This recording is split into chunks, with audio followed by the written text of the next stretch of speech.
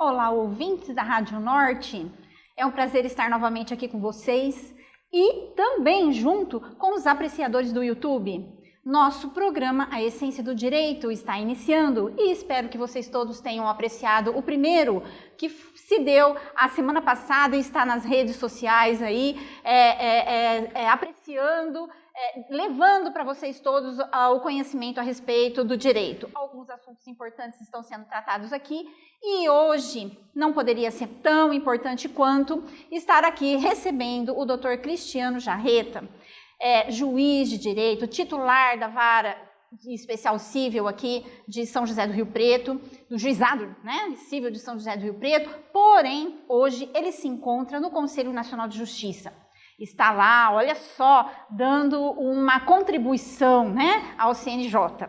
E ele está aqui conosco. Eu gostaria de, então, agradecer imensamente a presença dele aqui, que de pronto ele aceitou o convite de estar conosco para falar sobre um tema super interessante, que é o papel do Conselho Nacional de Justiça na estrutura do Poder Judiciário brasileiro.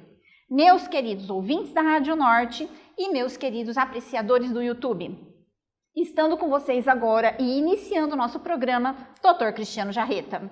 Boa tarde, doutor. É um prazer tê-lo conosco aqui na rádio e nos canais do YouTube. A sua presença é de extrema importância para nós e de extrema contribuição, tanto para os estudantes do direito, para os operadores do direito e para os nossos ouvintes de uma forma geral. Professora Rose, uma boa tarde. É uma satisfação muito grande, toda minha, aliás, de estar retornando aqui ao Norte. Quando eu saí, ela era o Norte, hoje ela é o Norte. E é uma satisfação, como eu disse no início, retornar, porque eu me considero um professor da casa, embora afastado pelas contingências aí da profissão. Fui levado para Brasília e convocado para tentar contribuir aí com um pouquinho com o nosso muro, A gente tem que pensar que a sociedade é um muro, Todo mundo está construindo o muro juntos, Fazendo, cada um colocando seu tijolinho. Estou tentando dar minha contribuição lá em Brasília, então a satisfação é muito grande da minha parte, principalmente estar na frente da senhora, que sempre foi um ícone para nós, um líder, um exemplo de professora. Já conversávamos aqui antes de iniciar a alegria que a senhora tem na atividade acadêmica, é cativante, é estimulante. Foi muito bom para mim ser coordenado pela senhora, fazer parte desse time, então realmente é um orgulho e uma alegria retornar aqui hoje. Eu agradeço o convite. Doutor, muito obrigada. Imagina. O senhor sabe que tem as portas abertas aqui, viu? Agradeço. Tá aqui aguardando o seu retorno. Tá certo. Doutor, vamos iniciar o assunto, Vamos só. O que levou o senhor ao Conselho Nacional de Justiça, doutor? Bom, professora, o Conselho Nacional de Justiça, ele é um órgão. Ele foi pensado na Constituinte de 88, muito se pensou da instituição do que havia na França e em outros países, de um órgão que cuidasse administrativamente das coisas, digamos assim, para ficar mais simples, as coisas do Poder Judiciário, da administração do Poder Judiciário, toda a parte administrativa, funcional. Mas na época da Constituição, em 88, não houve clima político para a instituição desse órgão, que depois, já mais adiante, em 2004, propiciou essa nova discussão dentro do Congresso e surgiu dentro do que na época se chamava de reforma do Judiciário, a Emenda Constitucional 45 de 2004, que trouxe várias inovações no direito. Vamos, para a gente lembrar para os alunos que estão nos ouvindo, a súmula vinculante nasceu nessa reforma, mas uma parte da reforma introduziu o Conselho Nacional de Justiça na estrutura do Poder Judiciário brasileiro. O Conselho Nacional de Justiça foi pensado como um órgão sem função jurisdicional. Então, naquela estrutura tradicional que nós, alunos de direito, professores, sempre discutimos sobre o Poder Judiciário brasileiro, tendo o STF no topo, 4 tribunais federais abaixo, e os seus ramos de justiça próprios, o ramo especial da justiça trabalhista, o ramo especial da militar, da eleitoral e da justiça, digamos, do direito comum, que pode ser federal ou estadual, nós temos, foi introduzido um órgão de atribuição administrativa. Então, se a gente imaginar esse organograma do jeito que eu falei, com a cabeça do STF e os 4 tribunais superiores abaixo, a gente vai encontrar na estrutura da Constituição o CNJ um pouco acima dos 4 tribunais superiores, mas abaixo do Supremo Tribunal Federal. E ele é colocado um pouco de lado nessa estrutura organizacional, vamos dizer assim, porque ele não tem função jurisdicional. Né? Ele tem função meramente administrativa, que a Constituição, através da Emenda Constitucional 45, introduziu no artigo 103b da Constituição Federal toda a disciplina regulatória do que é o CNJ. Sim. Normalmente se diz CNJ, que é um acrônimo, né, das iniciais de Conselho Nacional de Justiça. Sim. Tá? Doutor, assim, uma pergunta que há de ser feita, tá? Qual é o papel do CNJ? O que é tratado no CNJ? Qual a estrutura do CNJ? Maravilha, excelente pergunta.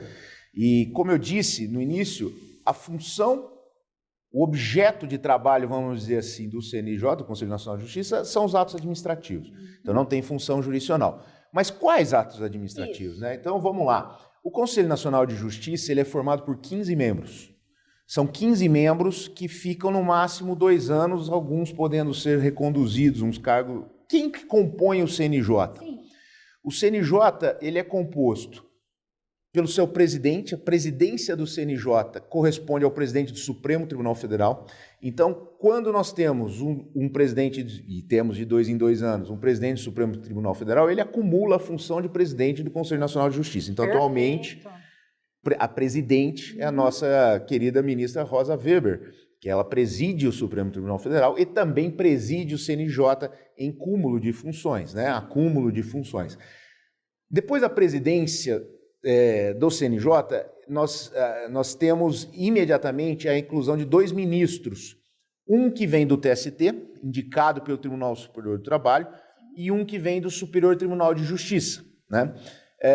O ministro que vem do Superior Tribunal de Justiça também exerce no CNJ a função de corregedor nacional. Então, nós temos a figura do Corregedor Nacional de Justiça, que coincide com aquele membro do Conselho Nacional de Justiça, ministro do STJ, do Superior Tribunal de Justiça, indicado por aquela corte para compor o CNJ. E, atualmente, é o ministro Luiz Felipe Salomão, ministro que está fazendo, inclusive, 15 anos de judicatura no Superior Tribunal de Justiça nesse período. Foi em função dele, né? Que o senhor foi para lá? E eu estou convocado por ele na equipe dele. Olha, que beleza. Eu sou juiz auxiliar da Corregedoria Nacional, convocado pelo ministro Luiz Felipe Salomão para atuar na gestão dele no biênio, que iniciou-se em setembro de 22 e vai até setembro de 24, são 2 anos. Então, esse ano nós não teremos o senhor aqui, pelo jeito, doutor? Por hora, eu costumo dizer que eu não sou juiz auxiliar da Corregedoria. Na verdade, eu sou juiz titular de Rio Preto. Lá eu estou. Então, posso estar ou não, né? Então, vai depender sempre do... O senhor vai ficar lá ainda até o encerramento dessa... Vamos ver, Isso mesmo. O trabalho é bastante gratificante. Né? Então, doutor, o senhor disse que são processos administrativos. Isso. Tá? E que abaixo do Supremo Tribunal Federal nós temos os outros tribunais. Que matéria administrativa é tratada no CNJ, doutor? É muito importante a gente pensar e lembrar nas aulinhas de direito constitucional que o poder, geralmente, ele é uno, indivisível, né? Essa é a teoria clássica da teoria geral do Estado. Mas que por questões administrativas, embora Aristóteles já tenha pensado, Montesquieu pegou e dividiu entre 3 funções, né? 3 poderes, o legislativo, o executivo e o judiciário. Mas dentro da doutrina constitucional, não existe um poder que execute uma função exclusivamente. Ele sempre acumula outras funções atípicas, né? O que caracteriza o poder legislativo, a função típica dele é legislar e fiscalizar. Atípica, ele pode administrar, pode julgar. Um processo de impeachment é o legislativo que julga, por exemplo, os crimes de responsabilidade. Mas o judiciário também tem isso. Então, ele tem a função típica, que é julgar, e as funções administrativas. Correto.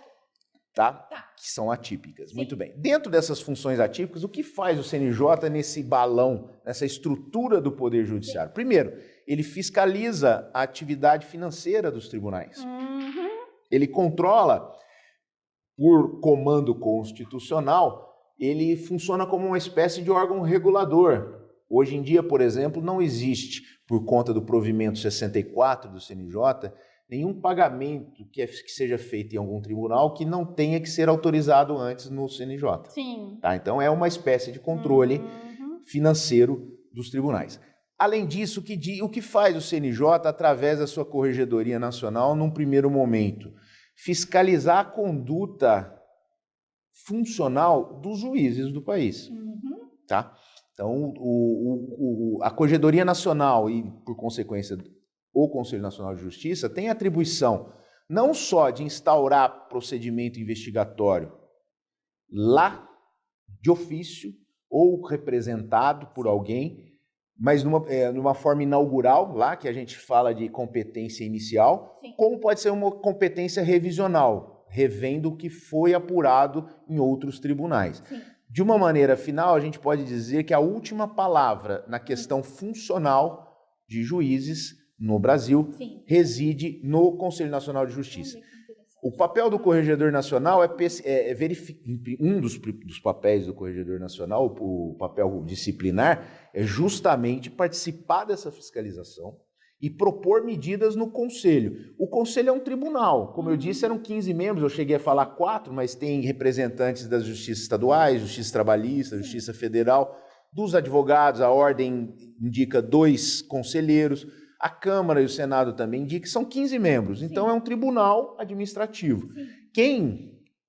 Quem apresenta e fomenta processos disciplinares dentro do CNJ, no primeiro momento, é a Corregedoria Nacional, através do Corregedor Nacional. Inclusive, essa pergunta que eu ia fazer, tá? Esse elo de ligação entre o Conselho Nacional de Justiça e a Corregedoria, né? Que a gente fala assim, bom, e agora, né? Qual que é o papel dos dois? Um está contido no outro? Como que se dá esse elo de ligação de Conselho com Corregedoria? É bem interessante isso. Ao mesmo tempo que o Corregedor ele é membro do Conselho, então ele vota na hora da decisão, ele é aquele instrumento institucional que leva, num primeiro momento, as, sim, questões disciplinares. Então, quando chegam representações para ele, ou quando ele revê punições, arquivamentos, porque para a senhora ter uma ideia, só para os nossos ouvintes terem noção, a resolução do CNJ que comanda os deveres funcionais dos magistrados, em, vamos dizer assim, em aclaramento da LOMAN, que é a Lei Orgânica da Magistratura, é a Resolução 135, ela é famosa. Um dos dispositivos da Resolução 135 diz que qualquer decisão nos tribunais sujeitos ao CNJ, quaisquer deles, qualquer decisão de arquivamento absolutória, condenatória, elas têm que ser remetidas para o CNJ. Na verdade, chega pela Corregedoria. Sim. E o Corregedor vai rever. Ele tem o poder de rever o que foi decidido, sim, dizer se concorda e ele endossa, ou dizer se não concorda e ele propõe as medidas, os processos adequados, e ele leva o processo para o plenário, e o plenário vai decidir. Tá? Então, assim, a decisão final, sim, é do Conselho Nacional de Justiça. Sim. Mas o Corregedor Nacional ele faz esse papel disciplinar fundamental. Além disso, ele também tem o poder inspecional, tanto de forma extraordinária quanto de forma ordinária. Então, vira e mexe o corregedor, quando identifica alguma situação que precisa ser investigada, ele pode ir de surpresa em algum determinado lugar para fazer uma correição, uma inspeção. Entendi. Além disso, ele também tem inspeções ordinárias. Ele, nos 2 anos, ele visita todos os tribunais de justiça do país para verificar como estão funcionando as justiças. E são feitos relatórios dessas visitas. Esses relatórios, por exemplo, ficam com acesso ao público dentro do site do Conselho Nacional de Justiça. Muita gente não sabe. Mas quando a Corregedoria vai num tribunal desse, ela emite um relatório, para a senhora ter uma ideia, chega a ter 450 laudas. Uau! E que são colocados os dados das varas visitadas, como funciona aquele tribunal. Mas é muito complexo para 450 laudas? É muita coisa, tenta-se fazer uma radiografia, sim, né, como se fosse uma foto daquele tribunal. É uma equipe, né? Sim, são vários juízes, com servidores. Sim. Enfim, são alguns dos papéis. Né? Essa função mais, vamos dizer assim, que mais se apresenta para a sociedade dentro da Corregedoria do CNJ. Hoje em dia, se a gente fizer um estudo daqueles que... Eu não me lembro como chama, agora me fala, mas o marketing explica. Aquelas respostas prontas, né? Quando a gente faz pesquisa e alguém tem uma resposta pronta, se alguém falar CNJ, resposta punição. Parece que está ligado ao CNJ a questão disciplinar dos juízes. Sim, essa é uma função, é muito importante. Mas existem outras tantas, como o controle financeiro que eu dizia, e também, e aí eu acho bastante interessante, que é a função de instituidor de políticas públicas dentro do Poder Judiciário. Essa semana, por exemplo, nós tivemos, e aqui eu falo o fato como uma colocação até para debate, sem qualquer espécie de... Porque hoje no Brasil, tudo que a gente coloca tem o amor na ponta da chuteira, né? Os que amam, os que odeiam e vão discutir. Mas assim, radicais, né? O mais importante... De um lado ou de outro. De um lado ou de outro. E o mais importante que eu vejo são instituições que fomentam debates, porque são assuntos que precisam ser discutidos pela sociedade. Sim. Né? Eu ia falar dessa semana da resolução que foi editada pelo Conselho Nacional de Justiça, mas vou até um pouquinho antes, porque anterior a ela, foi o Conselho Nacional de Justiça que, depois do reconhecimento da constitucionalidade pelo Supremo da política de cotas, que instituiu dentro do Poder Judiciário a política de cota no concurso da magistratura, por meio de resolução do CNJ. Então, é uma função de instituidor de política pública. E essa semana houve uma resolução instituindo a cota indígena. Olha! Nos concursos da magistratura. Beleza, então, assim, são discussões. Bom. A sociedade nossa é plural. Sim, e nós estamos nos movimentando aí. Precisamos discutir os papéis, respeitar as posições. Para todas essas pessoas que de alguma sociedade forma brasileira, poderiam estar à margem aí de alguns benefícios, né? Exatamente. Muito bom, doutor. Eu estou recebendo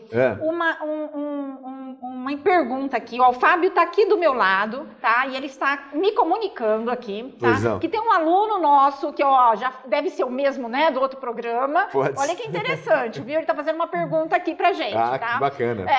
E é o seguinte, ele está perguntando, doutor, porque o senhor trabalha lá dentro. Né? Tá dentro do CNJ e da Corregedoria. Então, o papel do senhor dentro do CNJ ou da Corregedoria? Posso dizer assim? Claro. Que é a pergunta que ele estava falando. Quer saber o que eu faço lá. Exatamente. Se é essa fiscalização, se é sair, ir nos tribunais, né? Fazer esses laudos de 450, né? Como que é esse trabalho todo que o senhor está desempenhando lá agora? Bacana. Lá na Corregedoria Nacional, o ministro Luiz Felipe Salomão, até por força do comando constitucional que eu falei, o 103B, lá diz que o Corregedor Nacional tem várias funções e pode requisitar juízes do país, onde ele quiser. E ele tem uma equipe, nós somos hoje acho que 12 ou 13 juízes auxiliares, tá? E tem várias funções dentro da Corregedoria, como eu disse agora para o pessoal. Se o CNJ tem várias funções, o corregedor também, e lá dentro tem que ficar tudo subdividido, né? Então, tem juízes lá que cuidam da questão do extrajudicial, aqueles cartórios extrajudiciais que são fiscalizados pelo Poder Judiciário, aquele cartório de registro civil, de notas, o de registro de imóveis, do país todo. Imaginem que tudo isso é fiscalizado pelo Poder Judiciário local. E o Corregedor Nacional fiscaliza tudo de uma maneira geral, nacional.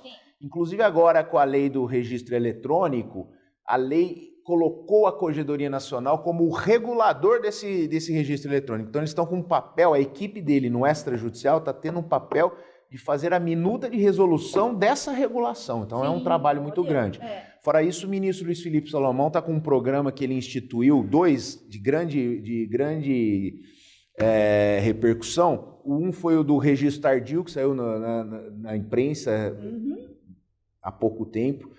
Pessoas moradoras de rua ganhando a primeira certidão que nunca tiveram. Isso é uma política judiciária da Corregedoria Nacional por meio da equipe do extrajudicial, que o ministro Salomão participou. E, além disso, também ele está fazendo um programa de regularização fundiária no norte do país, na Amazônia Legal.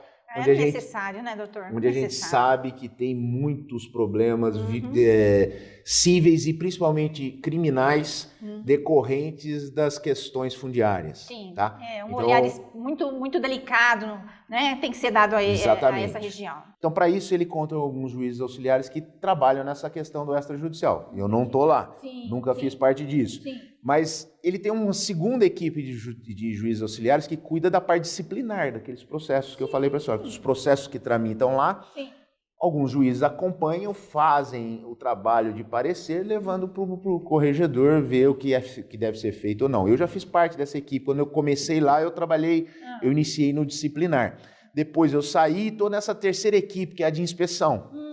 Então eu tenho participado das inspeções. Eu tenho tido a grande oportunidade, dada pelo ministro Salomão, de conhecer o nosso país. Então eu tive, por exemplo, recentemente, eu já fui no Tribunal de Justiça do Amapá, conhecer lá. Estive no Tribunal de Justiça do Rio Grande do Norte, Pará, Pernambuco, Sergipe, Alagoas, Piauí. E a gente fica alguns dias fazendo as inspeções, conhecendo o tribunal para fazer esses relatórios depois. Semana que vem até nós estaremos em inspeção no TJ do Rio de Janeiro. Vamos ficar a semana toda lá e eu estarei indo para lá. E por fim tem uma equipe que trabalha com o ministro, que é da equipe institucional, que cuida da questão de gastos dos tribunais, enfim. Então, basicamente são essas as funções. Doutor, está vindo uma outra pergunta aí, tá? Opa. Esse eu acredito que seja também de ouvinte da Rádio Norte, tá? E ele está curioso em saber qual é a pena aplicada. Essa pergunta sempre é cara. Ela traz uma carga valorativa muito grande. E eu agradeço a oportunidade do nosso ouvinte, aluno ouvinte, ou só ouvinte, né? Não sei, pela oportunidade de responder. Inclusive, eu tenho respondido isso, e a gente é questionado em todos os lugares, do jeito que o ministro Salomão costuma responder, e que eu já presenciei várias vezes. A pergunta é: escuta, mas um juiz que rouba, mata, não sei o quê, aí ele é aposentado? Aí o jornal, a gente abre lá o Estadão, a Folha, o Globo, e eles, o juiz é beneficiado, na verdade. E existe uma grande confusão em tudo isso, doutora. E a gente, para explicar isso, em primeiro lugar, a gente tem que lembrar uma coisa. A garantia da sociedade para ter um juiz imparcial é que ele seja, antes de mais nada, vitalício. Isso é teoria de direito constitucional. O juiz é vitalício, inamovível e com um vencimento irredutível para ele não ficar sujeito a pressões e decidir conforme o direito e não conforme pressão dos fortes ou clamor popular, imprensa. Aliás, a gente tem um grande exemplo da grande injustiça do clamor popular foi Nosso Senhor Jesus Cristo. Né? Correto. Né? Vamos dizer que na época, o Zap da época o condenou, né? Pediu a cabeça dele e Pôncio Pilatos resolveu atender o povo. Né? Então, esse é o papel da justiça? Não, ela tem que ser independente. Né? Então, essa é uma garantia da sociedade, não é do juiz. Se pensa em, o juiz tem garantias. Não. Bom, mas por quê? O que é a vitaliciedade? Vitaliciedade é a garantia que a sociedade tem de que o juiz só perde o cargo por decisão judicial e não por decisão administrativa. Correto. Tá? Porque vamos imaginar que se pudesse ser uma decisão administrativa e aí os chefes do juiz no tribunal não gostassem dele ou ele estivesse incomodando os poderosos da região, o que é mais fácil? Tirar o juiz ou aceitar o que ele faz? Né? Então a ideia é permitir que esse juiz seja vitalício. Ele não vai perder o cargo por decisão administrativa, mas sim judicial. Então, quando ele praticar um crime cujo efeito secundário seja a perda do cargo, ou se ele praticar um ato de improbidade administrativa, ele vai perder o cargo. Para isso, para essas duas consequências de sentença, é necessário que se entre com uma ação penal, que é o promotor que entra, ou uma ação de improbidade, que é também o promotor. Mas precisa entrar com a ação. Então, muitas vezes a gente vê, esse juiz não perde o cargo. Então, ele foi pego numa inspeção, nós fizemos uma inspeção e descobrimos que um determinado juiz, num determinado estado, estava vendendo sentença.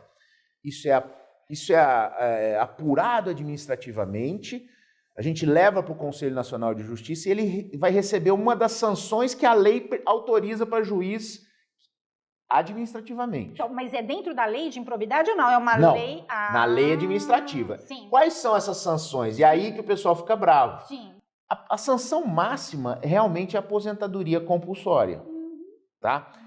Ela vai de advertência, censura, remoção do juiz, que é tirar o juiz daquela cidade, disponibilidade do juiz, que é tirá-lo do exercício da judicatura e deixar 2 anos de lado para ver se depois ele pode voltar. Sim. Atos menos graves. E quando o ato é muito grave, a aposentadoria compulsória. E aí que a imprensa bate e as pessoas não compreendem. Sim. Aí, por que aposentadoria compulsória? Porque ele não pode perder o cargo por força da Constituição por decisão administrativa. Sim. Mas nada impede, e é isso que acontece na prática, porque essa segunda parte as pessoas não sabem. Sim. Mas quando ele perde o cargo, ele é aposentado compulsoriamente, o Ministério Público recebe cópia para entrar com ação de improbidade. Sim. Na hora que ele for condenado por improbidade, aí sim ele vai perder o cargo. Sim. Tá? Ele perde o cargo. Ele perde a aposentadoria, tá? né? Perde tudo. Agora, a questão é a seguinte, as pessoas também acham que é como se fosse um prêmio, né? Pô, vai ficar sem trabalhar, aposentar. Mas vamos lá, primeira coisa,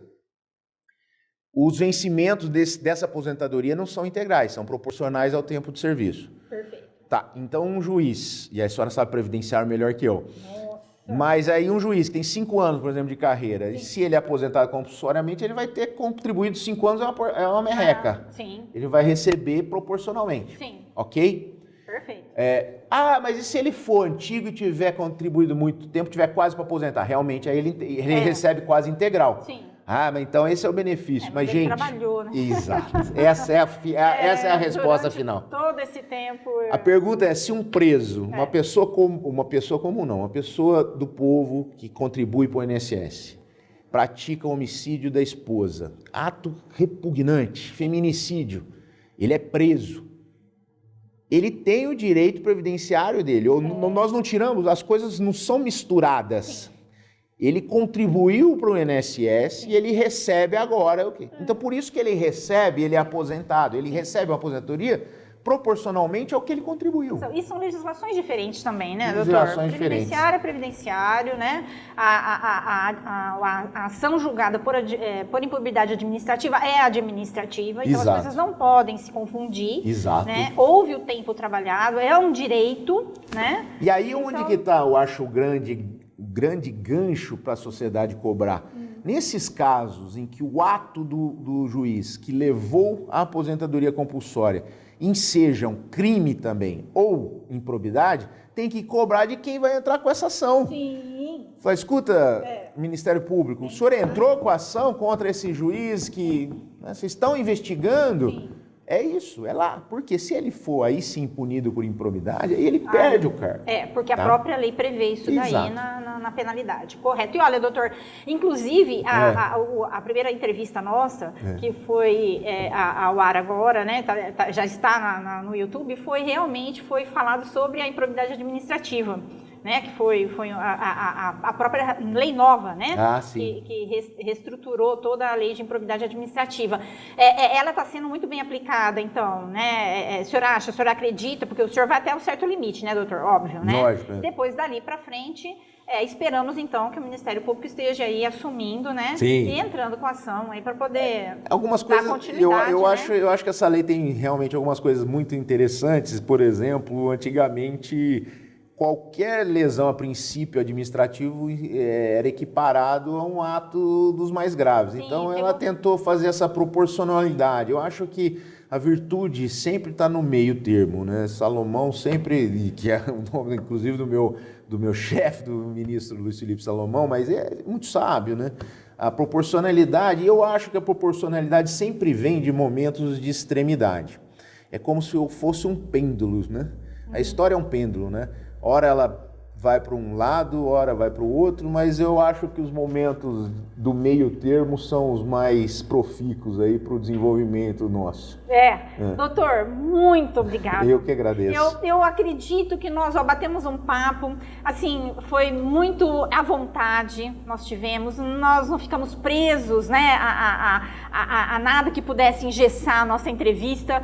tivemos a participação dos nossos ouvintes, foi muito agradável. Se eu estiver esquecendo de alguma coisa, doutor, que seria importante eu perguntar, me fale, por favor. Mas a senhora nunca esquece de nada. Como sempre, perfeito. Eu que agradeço demais, professora Rose, foi muito bacana o papo. Obrigado aos ouvintes, a todos que tiveram... Inclusive, quem fez as perguntas, ótimos, hein? Então, estou com ouvintes, a audiência qualificada. Parabéns, parabéns. Muito bom, muito bom. Eu agradeço a oportunidade de novo e estou à disposição sempre da Unorte, que eu puder ajudar, é um prazer. Muito obrigada, doutor. Acabamos agora de... Essência do Direito, é o nosso programa, onde a gente tira desse profissional grandioso que está aqui com a gente a essência do assunto em pauta. Eu gostaria muito de agradecer mais uma vez a presença do doutor, que de pronto, tá, de imediato, ele não se negou, tá? Está vindo de Brasília para cá, está aqui conosco já hoje, agora, né, fazendo esse programa Essência do Direito. Domingo o senhor retorna, doutora? Na segunda-feira? Já domingo retornando para Brasília novamente, olha só. E agradeço também aos ouvintes da Rádio Unorte e os nossos apreciadores do YouTube. Muito obrigada pela participação, obrigada pela equipe que está aqui junto com a gente, fazendo com que esse programa vá ao ar e tenha esse sucesso maravilhoso que eu acredito piamente que está tendo inclusive a participação de muitos da comunidade e da comunidade acadêmica do direito. Muito obrigada.